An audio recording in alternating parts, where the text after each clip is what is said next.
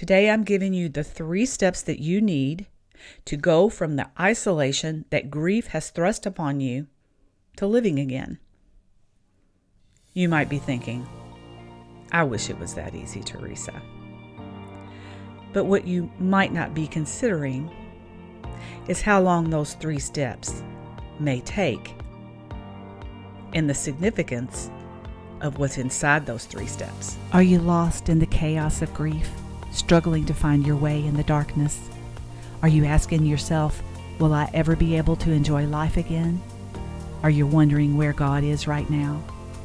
Welcome to the Grief Mentor Show. This podcast is a safe place for you. It will shine a light into the shadows, helping you discover that joy and pain can coexist, that you still have purpose, and there is a path to peace. Hello, friend. I'm Teresa Davis. I, too, was lost in the chaos of grief the day my son died. Just like you, I longed for peace in this unfamiliar world. I longed for the weight crushing my chest to be lifted so I could breathe. I clung tightly to the anchor, and it was there that I discovered the tools I needed to navigate life after loss. And I'm ready to help you do the same. If you're ready, I'm holding my hand out to you, friend. Let me show you the way, one step at a time. Friend, I know that you want to feel good again because you've been spending so much time and energy trying to find a path to peace so that you can rest. But your tear-stained eyes and your broken heart are lost in the fog of grief. Let me help you stop spinning in circles, rehashing those same thoughts and accusations over and over. Schedule a call with me today. It's easy. All you have to do is go to the griefmentor.com Work With Me page and schedule the call. I will take it from there. I want to help you lift the yoke of heavy oppression that's crushing your spirit right now. When do you feel at peace the most in your grief journey? That may be a hard question to answer because, one, you may not have arrived at a place where you feel at peace. But I'd like for you to write that question down. When do I feel at peace the most in my grief? And if you sit with that question for a minute with pen and paper, you might be surprised at what you discover, even if you are in the very early stages of your grief journey. You might not realize it, but what I teach you, I live and practice myself. If you receive my newsletter, you've probably noticed some changes. I've added some new blocks and I've taken out some old ones. And one of the blocks that I've added is kind of like a mini blog of sorts. I share my life with you in pictures and stories of how I've managed my grief and what I've learned along the way. Last week, I shared what I've learned about living in the tension of grief, yet loving my daughter and living life with her. The balance that we all yearn to come back to our lives is in a constant state of flux for all of us. The more tools that you have in your toolbox to manage your grief, the more equipped that you will be in finding a place where you learn to manage your grief and yet live your life. I'm in the middle of some new branding, and if you follow me on social media, you've noticed some new pictures here and there. An updated website is coming soon, as well as a new resource for you that I can hardly wait to share. But along with growth comes new challenges and obstacles to overcome. You're learning that in your grief journey as well. I have to follow my boundaries that I have set for myself in order to manage my grief and my life. I have learned to be an advocate for myself. And in order to do that, I have to implement those boundaries so that I can remain healthy and be in a place where I can help you. And I've had to lean on those boundaries over these last few weeks. They are my roots, my plumb line, so to speak, that I always come back to. They are the framework that I live my life within. And I want that for you too. We've had some major life events over here in the Davis house over the last few months, and change is hard. I've been stretched.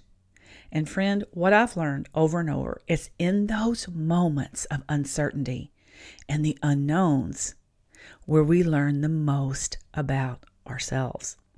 I don't live in a bubble. I'm right there with you in the valley, managing all the same things that you have to learn to manage. I had a friend reach out to me this week, and she told me about someone that she is sharing my ministry with who has lost a child. Friend, when you share my podcast and the resources I have to offer, there is no greater compliment, in my opinion. When you are grieving, you only want people in your life that you can trust. And when you share that information, I know that you trust me and you've allowed me into your grief. I'm humbled by your generosity. This week in our small group live coaching session, we had an intimate time of sharing and coaching. And several of the gals told me that they share my podcast and information to others that need it. So to all of you that listen, thank you for allowing me to be a part of your grief. And to all of you that share my podcast with others, thank you for trusting me. I don't have the words to express how much that encourages me. We are picking up today with Elijah's story where we left off last week, because he has so much to teach us about our grief journey.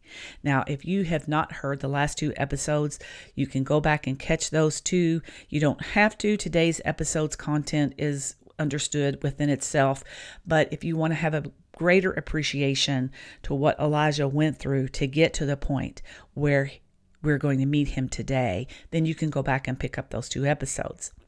God spent 3 years preparing Elijah for his purpose. And it was 3 hard years that he had to depend on God for everything. I mean everything. His food, his shelter, his safety. He was isolated alone with God in the first half of the 3 years, spending every day in the presence of God. The rest of the time was spent with the widow from Zarephath. Like I said, if you want to learn more about the time that he was isolated and alone with God at the brook by Cherith, if you want to know more about his time with the widow, go back and pick up those 2 last episodes. But during this time frame, during these 3 years, God was strengthening Elijah's trust one step at a time. Each step of his journey had a purpose. And then we're told later on in the 3rd year of the drought, Elijah was given his next step. How does this compare to your grief?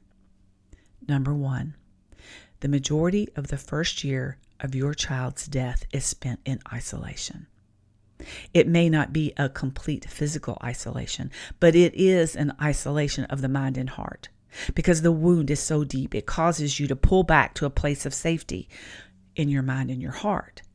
Yes, indeed, it is a place of isolation where your heart longs for your child to come back, while you're struggling to live in the pain that no one else could possibly understand unless they've lost a child.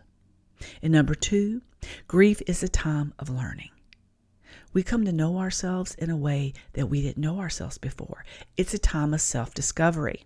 The time Elijah spent with a widow was the time God used to stretch Elijah's faith and teach him what he was capable of when he fully leaned on and trusted the one true God.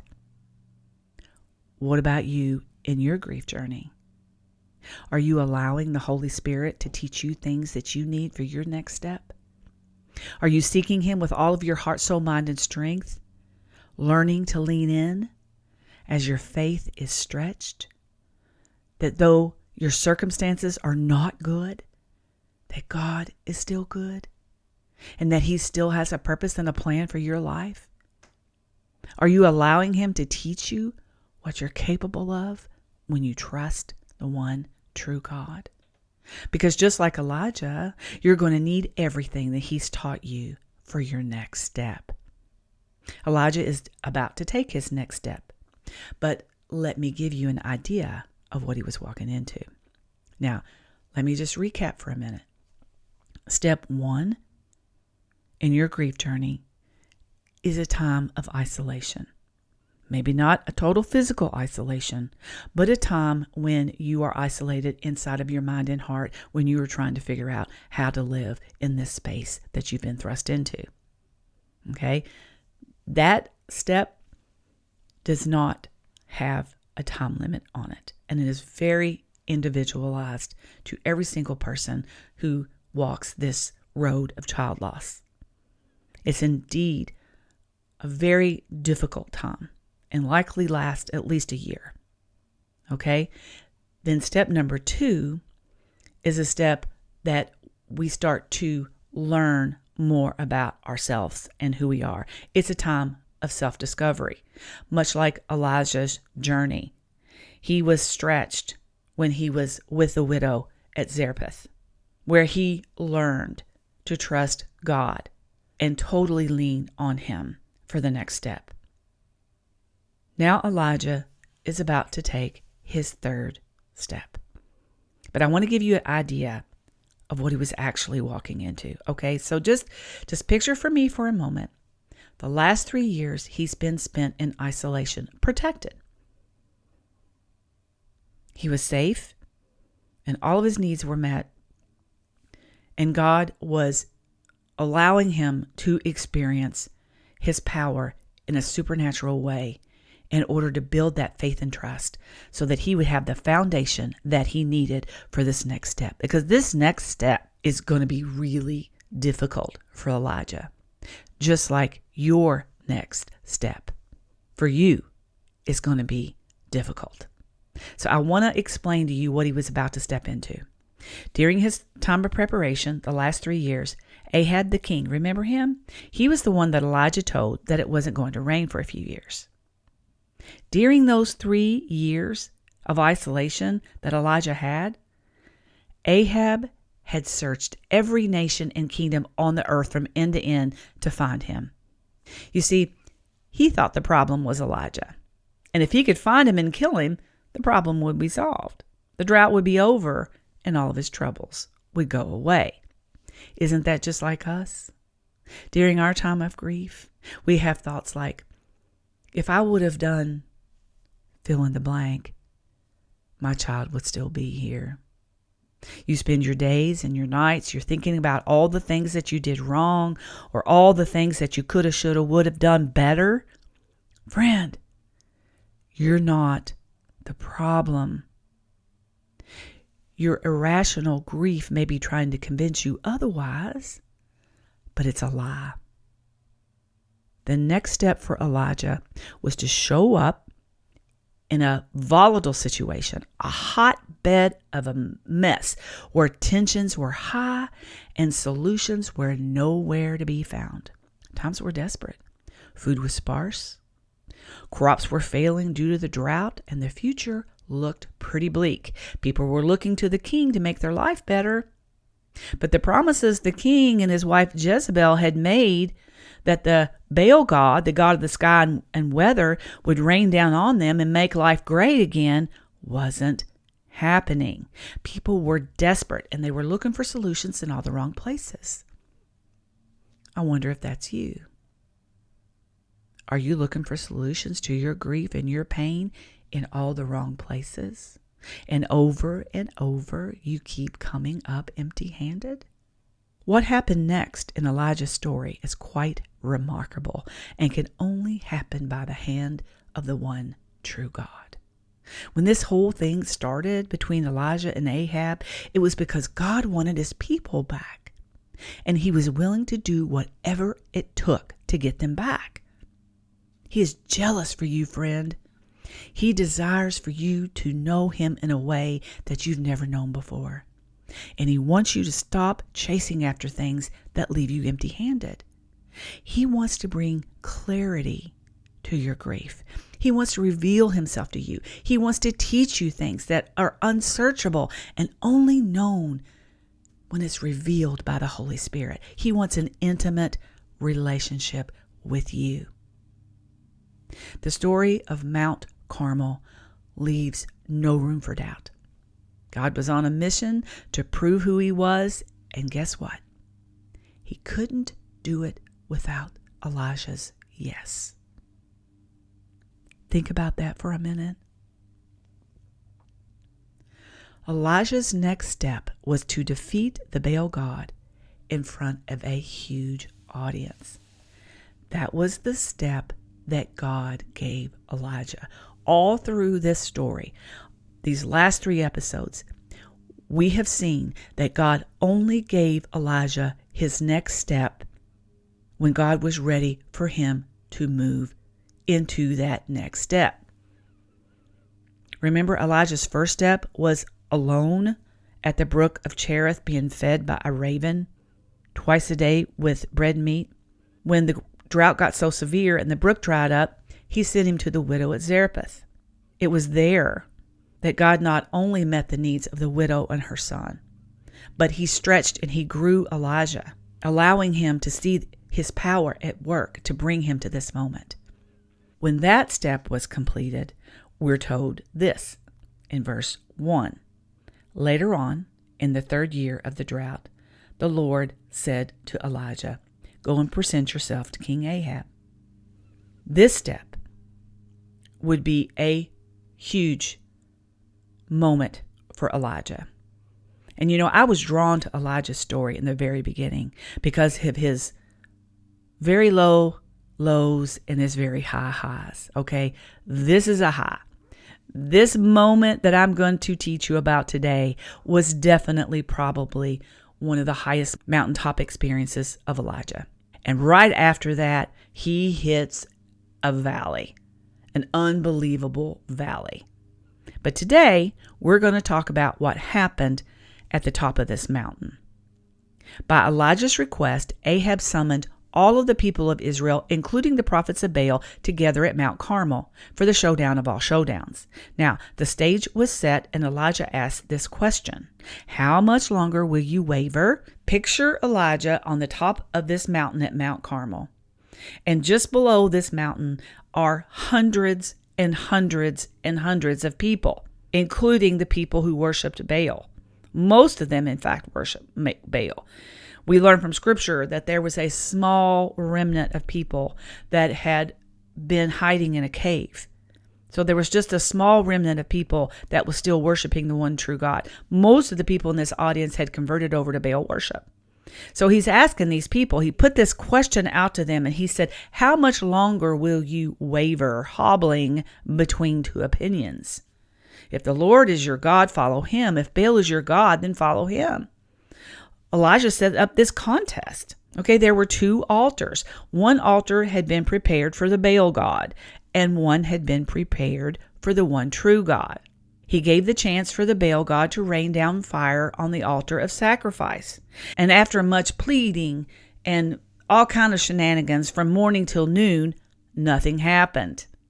Elijah started to make fun of them. He was stirring the pot for sure. So they became more aggressive in their attempts to prompt their Baal god to respond. Still, there was no response. Then Elijah summoned all the folks to come and look at the altar that had been prepared for the one true God. And just so you know, this altar had to be rebuilt right there in the moment because Jezebel had it completely destroyed because she didn't want anybody being caught worshiping the one true God. So Elijah built back the altar, and then he prepared it. And to up the ante, friends, to make the miraculous display of God even more miraculous, even more dramatic, he soaked all the wood for the fire in water, not once, but 3 times. Now, I'm not going to tell you the whole story because we're running out of time, and I want you to go read it for yourself. It's in 1 Kings chapter 18. Spoiler alert, God won. Okay? So now let's talk about your next step in your grief journey. Let's review the steps. Step 1, just like Elijah, you have been in a time of isolation, maybe not physical, but in your mind and heart as you are trying to process the death of your child. Then step 2, you reached a place where you're beginning to learn new things about yourself. A time where you've been stretched to learn how to live in the tension of this child loss. Something that you didn't plan on, something that's just been thrust at you. Now you're at step 3. I have a question for you. What are you leaning on to bring you the peace and rest you so desire? Because you've been living in a state of constant turmoil, wrestling with what has happened to you and how you're going to continue to live life without your child. But step 3 for you will depend on how you answer this question. What are you leaning on to bring you peace and rest that you so desire? Because your step 3 depends on whether or not you've decided that your life after the death of your child is still worth living. Maybe you're thinking, well, if God would show up in my life like he did in Elijah's life, then maybe I would trust him more. Would you recognize it if he did? Being able to recognize the hand of God in your life starts with spending time alone with him, just like Elijah. He didn't arrive to the place where he was on Mount Carmel without spending 3 years in preparation. Am I saying that it's going to take 3 years for you to begin to live your life again? No, that is not what I'm saying. But I am saying how you use your time in those 3 steps will determine how long it takes for you to reach a place where you can start living your life again. The key, my friend, is keep on asking. Keep on seeking and you will find. Knock on the door and the door will be open to you. Matthew 7:7. Are you knocking on the door? Or are you too afraid what's on the other side of the door to take that step? Step 3, for us who grieve, is stepping out into the unknown of life and taking that risk to live again. It's believing that you have the strength to do it before you see it. It's deciding that, yes, my life is still worth living and I still have purpose while I am walking this earth.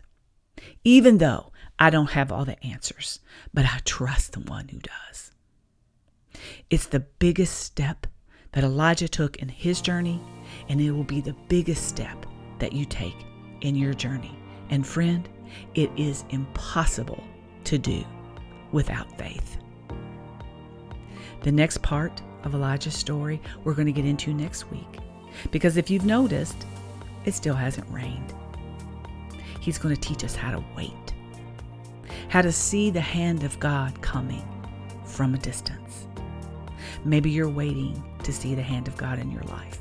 Maybe your grief has covered your mind and heart with a cloak of darkness, and you cannot see clarity about your next step. That's why I'm here. God has called me to help you have clarity for your next step. Visit my website at thegriefmentor.com and book your call. I'm waiting. And that's all I have for you today. So until next time, take care. Did today's episode touch your heart? If it did, would you take a moment and leave a review on Apple Podcast? I read every single one. Scroll all the way down past all of the episodes till you come to a place where you can leave 5 stars. And would you go a step further and write a written review? It would mean the world to me if you did. Would you mind to share today's episode with somebody that you know that needs a ray of light in their grief journey? I would so appreciate it if you did. From my heart to yours.